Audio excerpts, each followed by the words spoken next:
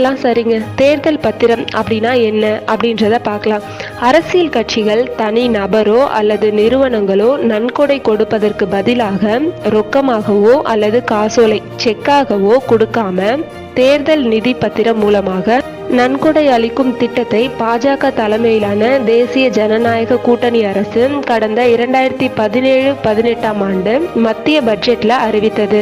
இந்த அறிவிப்பு 2018 ஜனவரி மாதமே அமலுக்கும் வந்தது.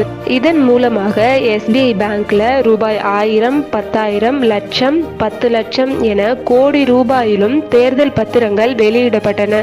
இந்த பத்திரம் மற்ற நாட்கள்ல மாதத்தில் 10 நாட்களும் தேர்தல் டைம்ல எல்லா நாளுமே விற்பனை செய்யப்பட்டு வந்துள்ளது. இதனை தொடர்ந்து அரசியல் கட்சிகள் எவ்வளவு நிதி பெற்றுள்ளது அப்படின்னும் பார்க்கலாம். 2018 2023 வரை பாஜக கட்சி 6550